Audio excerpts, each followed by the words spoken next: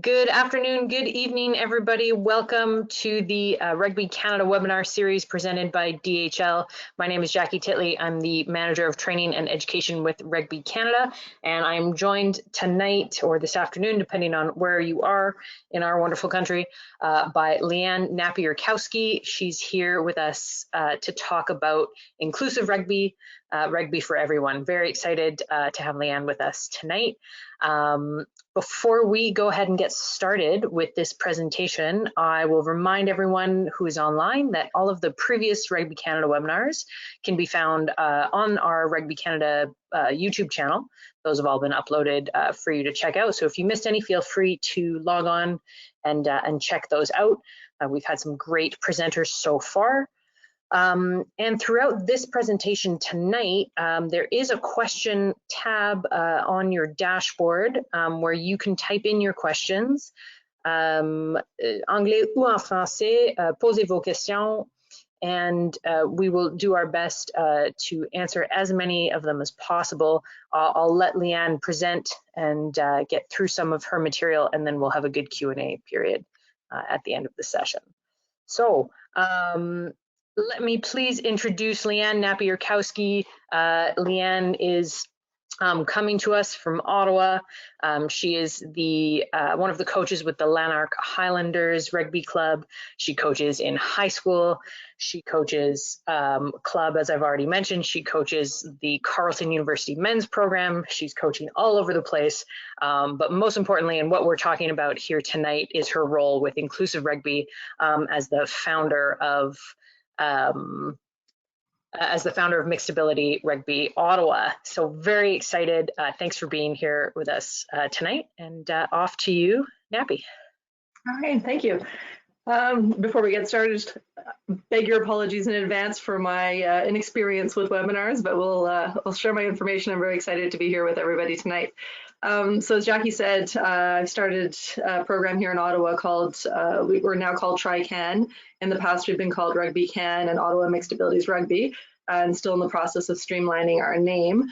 But I'll take you through what I've found to be one of the more rewarding experiences with rugby that I've had in my very long career in the sport.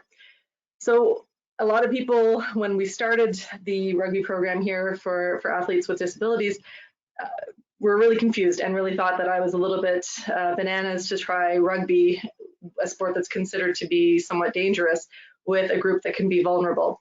And I think there's a different way of approaching it. And I think we look at rugby with the core values that we have, and World Rugby has this included in our charter, and integrity, passion, solidarity, discipline, and respect are all things that we hold dear and at the core of our sport. So all of those things lead into an inclusive environment that we see in every aspect, in every club across the country, across the world. The presentation that I have here, I'm willing to show that afterwards. There's a few clips that I've put on that I won't be showing you tonight, but if you want a copy of this, then you can contact me after and I'll share the presentation with you. So the real reason that we wanted to start this here in Canada is the smiles. And I think a picture is definitely worth a thousand or a million words. When you look at the faces of the athletes that are playing here, these are athletes from Ottawa, as well as athletes from Washington, D.C., from the program from the Wolfpack, excuse me, in Washington, D.C. My friend Stefan has started the program there. And the faces of all of these athletes tell you that this is a valuable sport and it gives something back to their lives. So internationally, I'm not going to click on all these links, but there are contact programs in all of these nations that you see listed here. So our group is part of Trust Rugby International. That's the first link that you see there. And the partners that we have within that are Spain, Scotland, New Zealand, USA, and Canada. They participate in the IMART, which is the next link that you see there. That's the International Mixed Abilities Rugby Tournament. That's the World Cup of Mixed Abilities Rugby. I'll explain a little bit more about that after. Argentina has a phenomenal program there. You watch any of the videos that come out of Argentina, and I challenge you not to be crying at the end of it. England and Australia also have programs, and I believe France does too. These are the ones that are the bigger programs that I'm aware of. There's probably more out there, but this is not a small niche market. This is a growing movement that is happening across the world. I am going to play you a link here this is from the IMART Mixed Abilities World Rugby Tournament.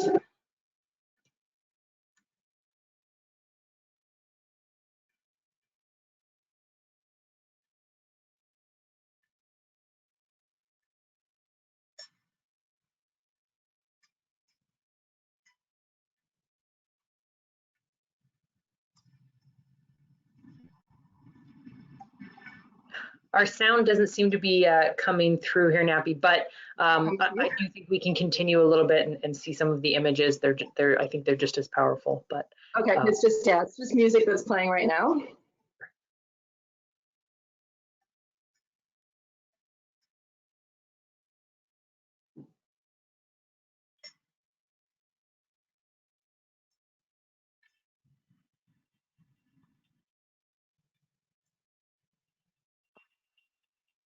So as I mentioned earlier in the presentation, IMART hosts a World Cup every year. This year it was supposed to be in Cork, Ireland, but obviously not going to happen this year. And as you can see, the involvement of all the athletes, it's like the Olympics, it's like the World Cup where there's the opening ceremonies and the athletes are included in everything.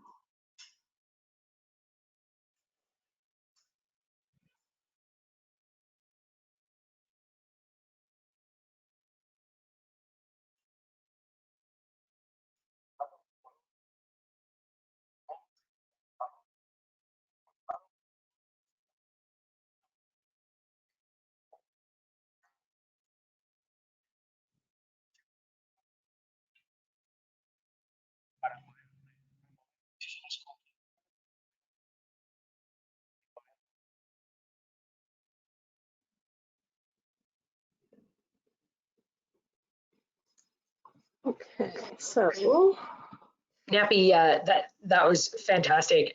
The sound seems to be coming through a little bit delayed, so maybe we can, depending on how important the sound is that's coming through in the next ones, we can maybe mute the videos and just to see the video. But I do have to say that I saw some leg drive from some of those athletes that is enviable in some of the club athletes that I work with. So great video to share.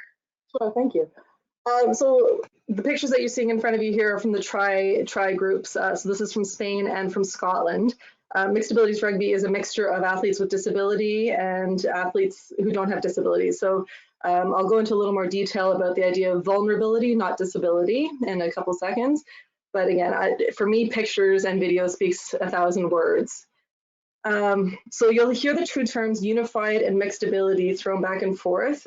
It's generally speaking to the same sport. So unified rugby is what Tri Rugby International uses. And this is a sport where players with and without disability play together. In Scotland, in England, New Zealand, Australia, it's a contact game. Right now in Canada and the US, we're non-contact. And we've got some work to do there. But those games that you saw, those were full contact games. And again, people often think, well, how is this safe? I'll take you through that in a few minutes too. Try is a pretty incredible group, and again, I've got the links to it, and you can read about Try after. But they provide work programs. They provide more than just rugby. Rugby is an avenue for athletes to find different ways to work within a community and to find social gatherings as well. So I mentioned this before, vulnerability, not disability. So Scotland has a new set of laws, and I've given you the link there. It's a lengthy document. So the law variations are specifically for unified rugby. Games are contact, and the interesting thing about this is that the visual distinction is by scrum cap. So a red scrum cap means that someone is vulnerable. Similar to old boys that we play here, we see red shorts, we know that that's non-contact. Yellow shorts is medium contact. Regular shorts is full contact.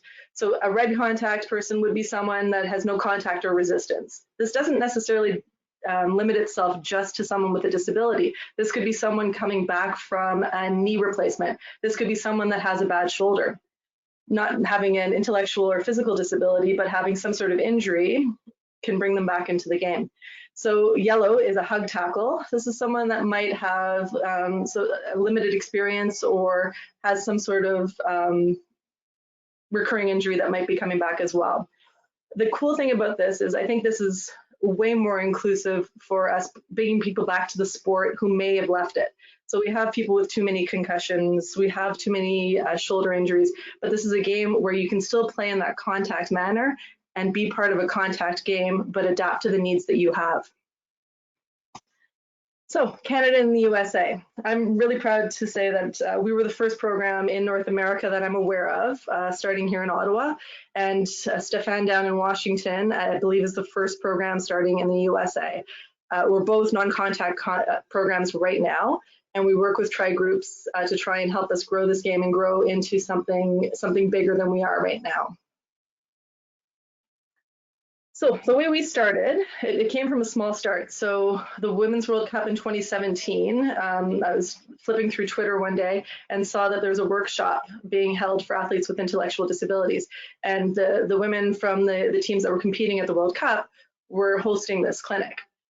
Thought this was such a really cool idea. I sent an email off to Paul Hunter and said, listen, do we have something like this here in Canada? If we do, how do I get involved? If we don't, how can I start this? Probably 5 minutes later, got an email back saying, call me, and we started. So from August until October, we got the idea of the Inclusive Rugby Jamboree started, and I'm blessed to have a lot of people in my life that helped out providing resources, and my school board was extremely supportive of the work that we did as well. So I'm an inclusion coordinator, or inclusion teacher, excuse me, in the Ottawa Catholic School Board here in Ottawa. I have access to programs across our school board that work with students, excuse me, with disabilities. So my job every day is to create an inclusive environment for the students at my school. So this just genuinely linked itself together for the idea of this inclusive jamboree. So our first Jamboree was October 18, 2017. And again, when I approached people to start off with, they thought I was crazy. How are you doing rugby for people with disabilities? That's not safe. It's not okay. How are you going to do this? Nobody's going to buy in. People bought in a heartbeat. So our first Jamboree, we started with, I believe it was 6 schools, and we had 80 athletes with intellectual and or physical disabilities. We had kids in walkers. We had kids with service dogs. We had people with blind and low vision. We had any possible person playing, and everybody was playing that day.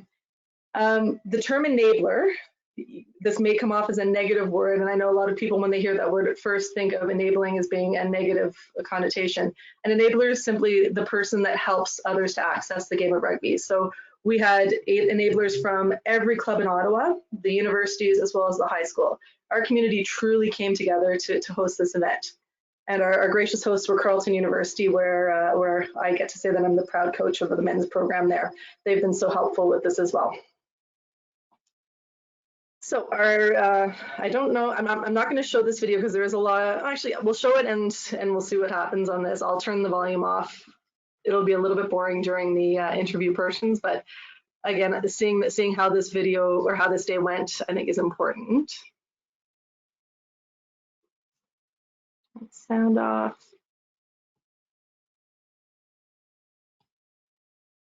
So this is our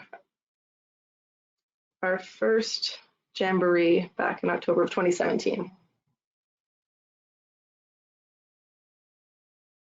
So the t-shirts you see on all of the athletes were sponsored by local clubs and McCabe Pro, as well as Rugby Canada and Honda, because they supported us through the Rugby program. Erin Kennedy was involved helping with the mass participation through Rugby Canada and Rugby. Skip over her little clip.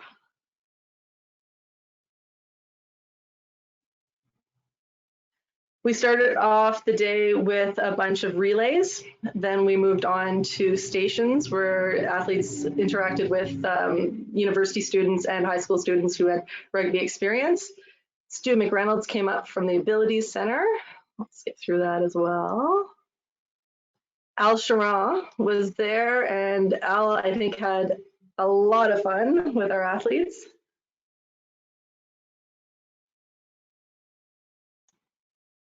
I'll skip through the talking here. Wish the audio was working. This is my friend Annie from St. Peter. She's playing rugby with a walker. We have there's Al. Our athletes with service dogs had just as much fun as the athletes who were running around with no service dog. Tackling was a big hit. The try dances that you see right here, that's your try dance for scoring. Huge hit. And we even tried rugby baseball. Didn't go as well.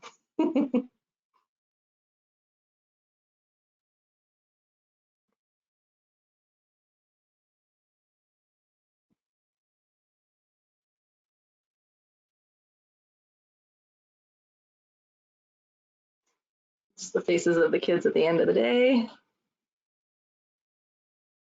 All right. So again, if you want access to the presentation, I'll share that with you later so you can see the video in its entirety. So what the day looked like, we kept it a reasonably short day so that schools can get back to their regular transportation at the end of the day. So we were 9:30 to 12:30. We had rugby skills stations in the morning run by local volunteers. We had a pizza lunch and then non-contact unified rugby games in the afternoon. Getting to a unified rugby game with a bunch of athletes who don't necessarily know the sport is a daunting task, and to think about when you get brand new players to your club coming in and trying to figure out rugby, how big a task it is for you to do that. It seemed almost impossible when we had it in our minds, but once we got to it, it went really well. This is our crew from year one. The inflatable was a huge hit. Kids love bouncing on that. So after that, our next steps. There was a little bit of demand for a monthly program. So we set up a monthly program for athletes to join us. We have about 8 to 10 athletes with intellectual disabilities who join us once a month for an hour-long program.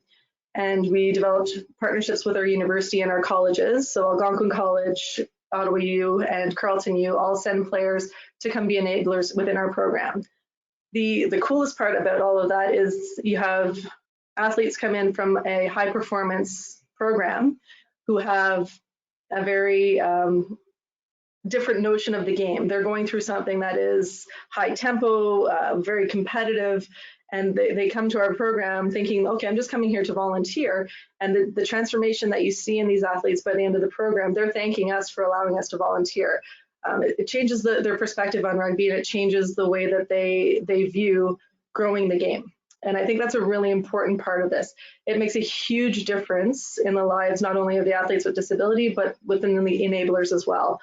And you see these, on the men's side, you see big tough guys who are just those rough and tumble fellows, and they come to the program and then you see them to actually play again. It's not necessarily about the competitive nature of the sport, it's about learning to play, which is a lot of fun. So our first year we ran from December to August, once a month, as I said, for about an hour. We got gym time donated from local clubs. We had field time also donated from local clubs and local high schools. So this is our monthly program, and we've got athletes ranging from grade 7 all the way up to 21 years old. So in our schools here in Ottawa, at least, programs for for students with disabilities, you can stay in high school up until 21 years of age. So that's where our group is coming from. Really fun story. This fella here, Sebastian, started with our program when he was in grade 7, and 2 years later he tried out for his high school rugby team. Excuse me, he was in grade 5 then. He tried out for his touch rugby team at Holy Trinity High School, it's mainstream team, and he made his high school rugby team, and his mom was sending me pictures and messages the whole way through. He was so proud of his achievements, and he was so proud of all of the stuff that he practiced with us. So we're very proud of Sebastian and his accomplishments. So our numbers continue to grow. We've held the Jamboree every year since 2017. I'm hoping we'll get to hold it this year. In 2018, we had 145 athletes. 2019, 180 athletes, and World Rugby gave us a World Rugby moment. This is a short one, so I'll put that one up for you.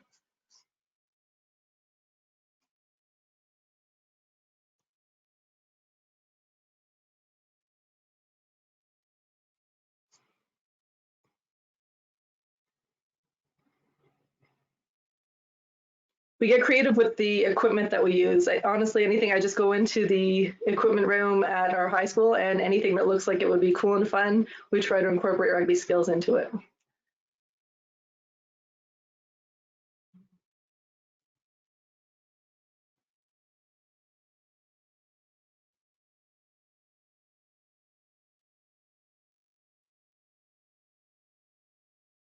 This was a very cold day. This was 2018.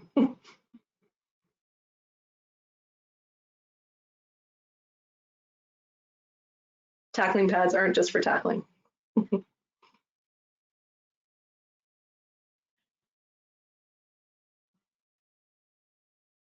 So our local rugby clubs have been extremely generous in sponsoring our t-shirts every year. Every club has not blinked an eye at donating some money to assist us. This is our 2018 group of athletes, 145, and then this is last year with 180 athletes. Just a few pictures to give you an idea of the truly inclusive nature. We have athletes with nonverbal autism, athletes in wheelchairs, athletes with walkers, with service dogs, Down syndrome, global developmental delay, and varying degrees of autism. And everybody is engaged and having a whole lot of fun on these days. So another cool part of this was we were invited to play during the halftime of Canada versus Russia. So our monthly group got together and we played at halftime in front of, I believe it was 8,000 fans, and the crowd literally went wild.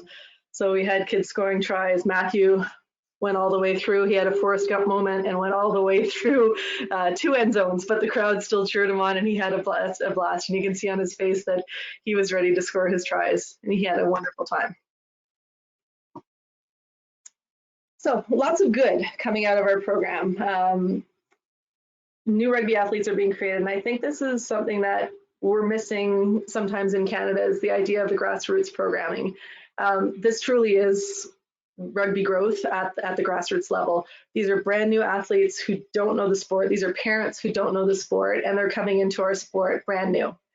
And it's a wonderful thing to see. Huge benefit for us is the increase in physical activity for our athletes. That's a huge necessary portion, and we want to make sure that our athletes continue to stay physically active. I love the idea of athletes who have left our sport coming back with or without a physical limitation or without disability. Returning back to a rugby game where you can play in a contact environment, I think, is a really important part that's missing right now as well. We typically have people leave our game because of that. Our enablers, as I mentioned before, their experience is truly transformative. It's been transformative for me. I've been playing rugby for 25 years. I've played in some of the most competitive elements, and that with some pretty incredible coaching and incredible athletes as well. I think this is my favorite part of rugby I've ever been part of. It truly warms my heart, and I'm known as a pretty tough person. I think most people that know me, I'm a pretty tough person, but this has made me into a warm and fuzzy mushy person again. The social skills and development that comes out of this is huge as well, especially for athletes with disability. We've created bonds and friendships through all levels, and it's been beautiful to watch. The recognition with the Canada versus Russia, and we also played Leinster versus Canada through the Abilities Centre, and I'll come to that in a few minutes. Rugby Canada has been very supportive, as is Rugby Ontario. Support from local schools, clubs, anybody who has heard about our program, now that they've seen it, and when they see the pictures, when they see the proof of what we've done, everybody gives us their support. And the interest is truly spreading. I'm getting emails constantly from across the country looking to start these programs. So not without our challenges. So changing mindsets is a huge part of this. Rugby, in my mind, truly is for everybody, but we're hitting a new group of athletes whose parents don't necessarily have that background. So when you look at Scotland, when you look at England, you look at New Zealand, these are parents who have grown up in a rugby culture. These are parents who are familiar with it and want their kids to be involved in something that they're familiar with.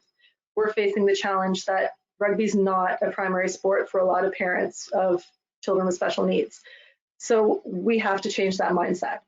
And I think we're doing a good job, and I think we'll continue to do a good job. So that leads into the idea of, are we ready for contact here in Canada? My program here in Ottawa, I don't think is yet. We still have to develop relationships. We have to create that trust within the parent group for them to believe that contact is an important thing to be a part of in this game. Registration, we're still trying to figure that out as well. What does this look like in Canada? How do we work within the insurance levels that Rugby Canada has to follow, and where do we fit in with that? And along those lines, who do we play against? What does competition look like? Is it a Jamboree format like we do for mini rugby, or is it games weekly like we do with clubs? I don't know what the logistics look like on that too. I have lots more questions than I do have answers, but we're working through them. In terms of structure, do we create just unified or mixed abilities rugby teams, or are clubs ready to support a mixed abilities stream within their club? I don't have the answer there either, but I think the community model is what I'm leaning more towards. I see that working here in Ottawa, and I love the idea of all the clubs coming together to support one program instead of fighting each other for athletes. We do enough of that already, and I think bringing people together to build in the community, I think, is a fantastic way to grow the game again. Okay, Canada is doing really well with our programs. Abilities Centre in Whitby, Ontario. If you're not aware of the Abilities Centre, please take a look at it. It's a pretty incredible place. It's a truly accessible building for recreation for athletes of all abilities, and it is very, very cool. They're supposed to be building one here sometime in Ottawa, and I'm waiting very patiently for that. The Autism Asperger's Friendship Society, of Calgary has started a program there. St. Albert Rugby Football Club has just recently started a program. And I'm not aware of any others, but if there are others, please let me know. I didn't omit anybody on purpose. I would love to know, and I'd love to contact you so that we can come up with some answers together.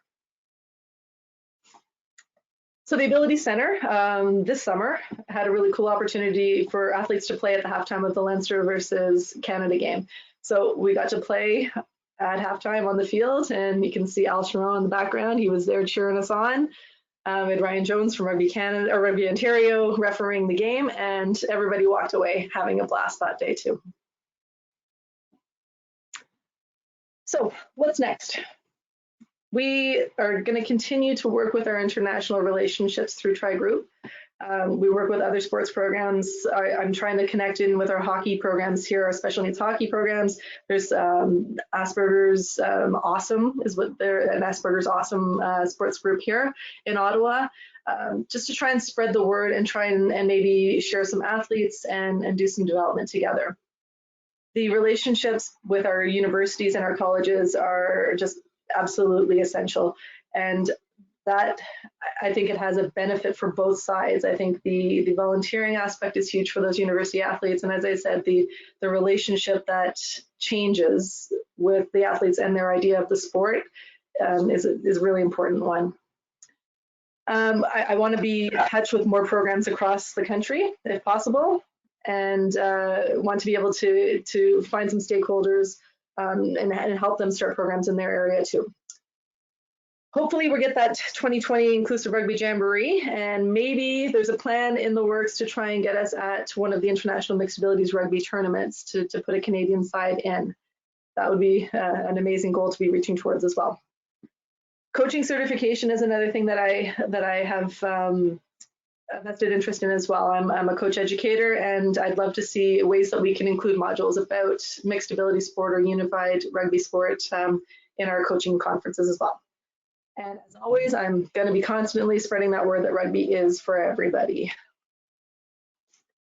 So when we move on to how would you start your program? So these are some questions that you're going to have to ask yourself if you're interested in starting this. And that's going back to that idea of, is it a community-based team that you'll be putting together, or is it club-based? I think both could work. I lean more towards that idea of the community-based. The relationship with your local high schools and your local school boards is essential because that's where your athletes are going to come from. If you can host an event that the athletes can participate in, most school boards are going to say yes, and you're going to find that support. Tapping into those organizations that support people with disabilities in your area is a huge way of getting support as well. Finding the parents, finding any programs that will allow you to work with their athletes is great. Starting small.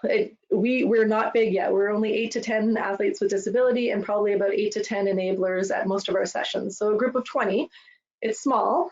And it's not as big as our jamborees, but we celebrate everything. We score lots of tries in all of our sessions, and we celebrate absolutely everything that we do.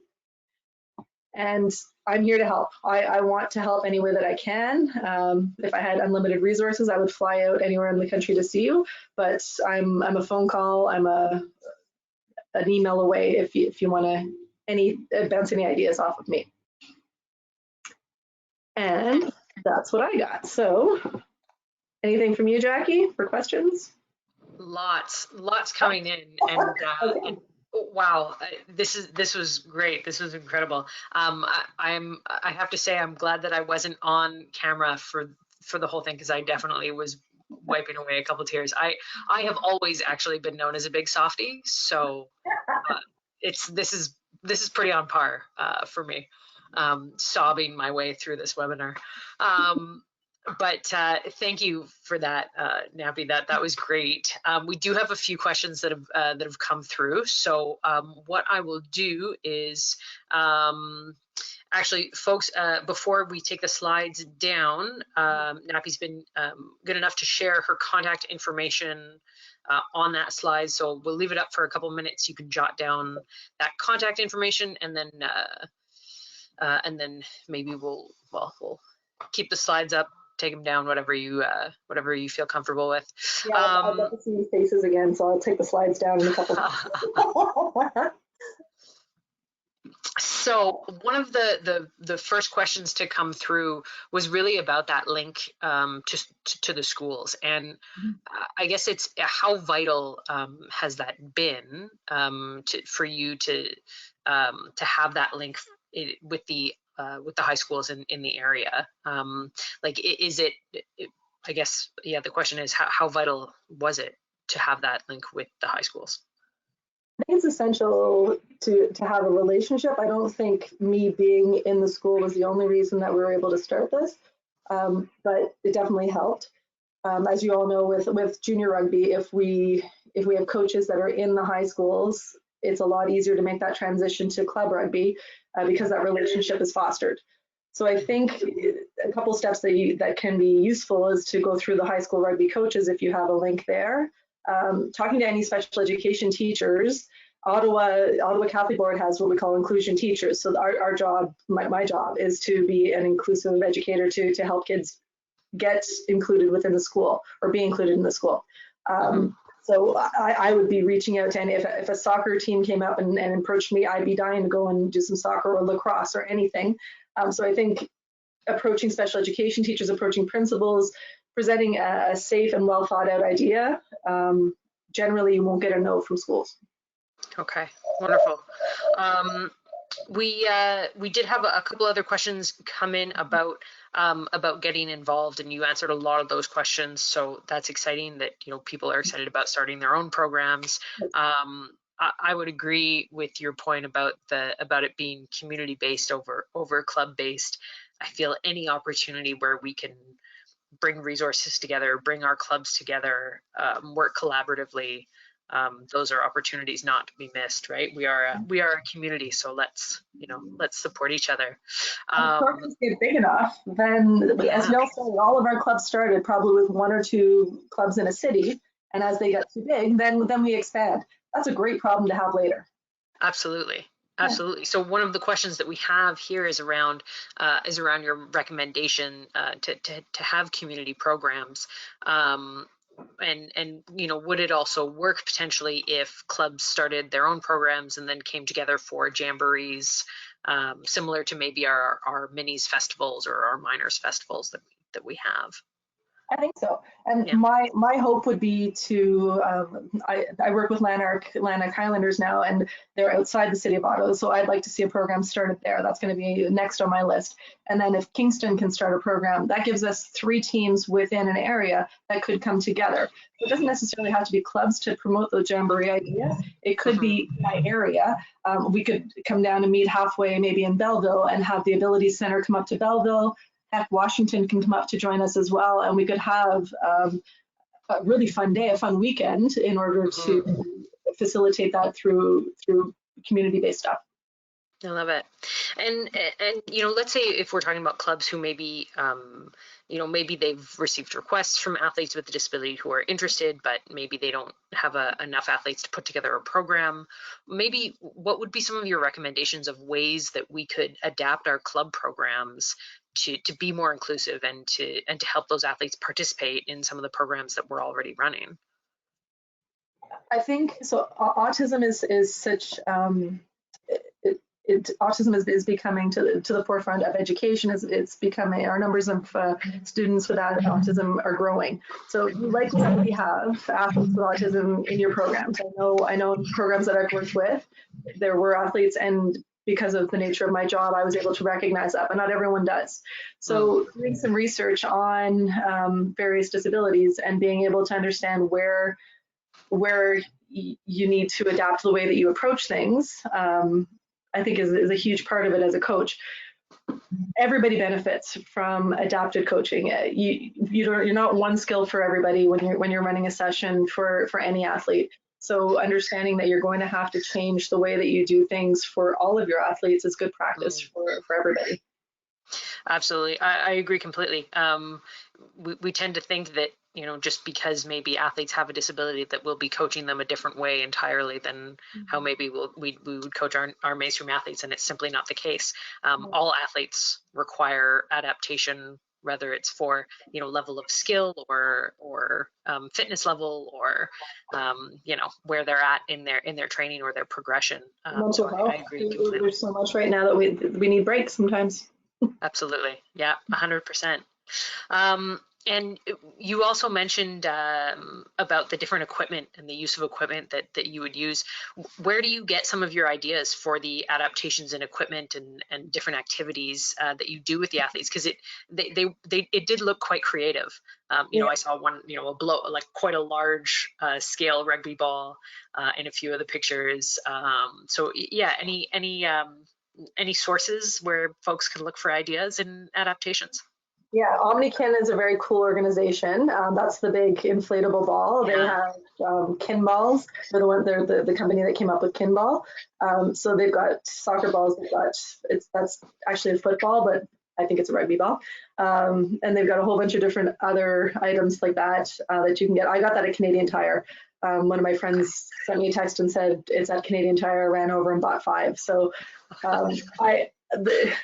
this is a pretty strange place to be in my head sometimes, and my creativity knows no bounds. Sometimes I see something and I can think of ways that we can make it rugby adaptable for my university players, my high school players, my mixed abilities players.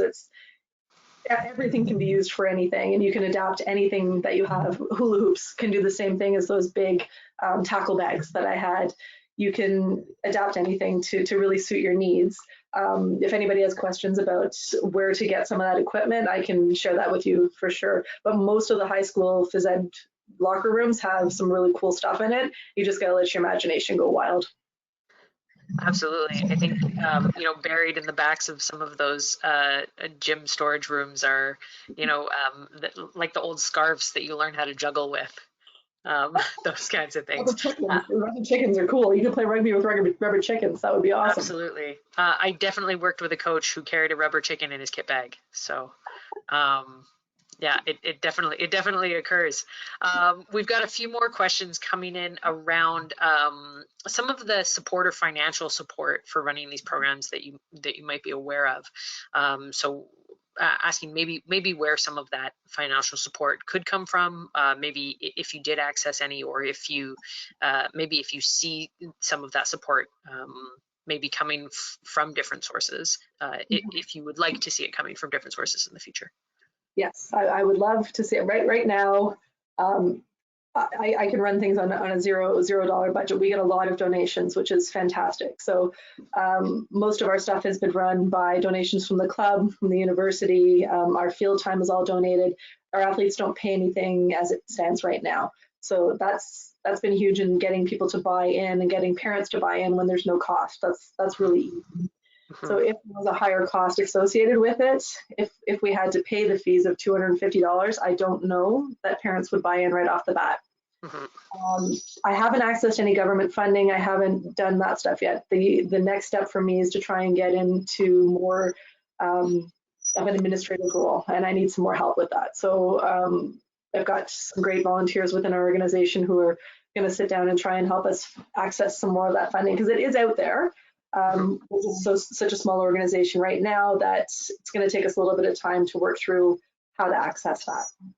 But I'd be happy to try and point people in the right direction, or if you find stuff, I'd love to see it too. Wonderful. Absolutely. Someone in the chat mentioned the Ontario Trillium Fund, and I know at least in the last few years there has been some provincial funding around Parasport. Jumpstart with Canadian Tire is another one. So we have to write a constitution for our Ottawa Mixed Abilities Rugby program. We have to go through some of those steps to make us an official organization to have the next steps fall in line for any type of funding. Yeah, absolutely. And we also had a couple questions around the volunteers that you've mentioned who are so dedicated to your program, and it's so amazing to have them. Where do most of your volunteers, do they come to you? Do they you mentioned working with a lot of the university and college athletes from the rugby programs in and around Ottawa. I guess maybe if you could talk a little bit about what it's like for them and those transformations that you had mentioned, and how beneficial not only for the athletes that they're working with, but for those volunteer athletes coming into these programs, and what they walk away with. Absolutely. So for the first Jamboree, I just kind of put it out through emails to all the presidents of clubs, and the response was overwhelming. Everybody was willing to come and help, and it was during a work day too, so a lot of people had to take days off for work. I'm blessed to be able to access the athletes from the Carleton Ravens men's team, and I've got a great relationship with Pat Thompson and Dave Luong from the women's team. So they're very helpful with sending their athletes our way as well. So I know a lot of university and university and college, programs require their athletes to do some volunteer and community outreach. So this links really nicely in with that. Jen Boyd has been really gracious with sending her athletes our way as well. And Steph Crawley, Bob Shaw, Jeff Tomlinson, everybody's sending their athletes. Dan Gauthier from Algonquin College. Their athletes are first stepping up because volunteering is part of their job. But once they come in, they typically come back because they've had so much fun. And they don't think that they're going to have as much fun. When they come in, they're nervous. They're not quite sure. They're afraid to make a mistake. And my message to them is just have fun. Like, go out there and play. Go meet a new friend, show them how to pass a ball, get them to show you your skills. Because some people come in after we've been running for about a year. Our guys have a lot of great skills. There's some great kickers on our team, and there's some wonderful passers, some wheels like you wouldn't believe. And they go from being really tentative and scared at the beginning to leaving the session literally with a new friend and feeling like they've really enjoyed themselves. Yeah, that's wonderful. Another offshoot of this and of that volunteering is that for some of those athlete volunteers, well, maybe it's exposed them to another role that they can pursue in rugby when they're done playing. You know, they can pursue coaching, or they can pursue program administration and starting programs like this wherever they end up. So that's a pretty cool a ripple effect as well from all of this. Yeah, absolutely. We do have a comment. Ryan Jones is with us from Ontario. Thanks for being with us, Ryan. He's saying 4 clubs are all set to start mixed ability rugby before rugby was put to a halt this season. So London, Oshawa, Burlington, and Kingston are all looking to start up their program. So very exciting. Congrats to all of those clubs and regions. Welcome. Yeah, absolutely. Welcome to the party. You had also mentioned, this is a bit of a different direction, but you had also mentioned how this inclusive rugby can be a solution or a stepping stone for athletes who are maybe coming back to the game from injury or recovering from an injury. How do you see that working? How do you see us being able maybe to utilize that different pathway for those athletes a little bit better? I think as we grow the trust and the relationship with the parents of the athletes with disabilities, and we get that buy-in, and we can move towards that contact game, I think that's the pathway that we can take, which will be, I think, phenomenal for the game.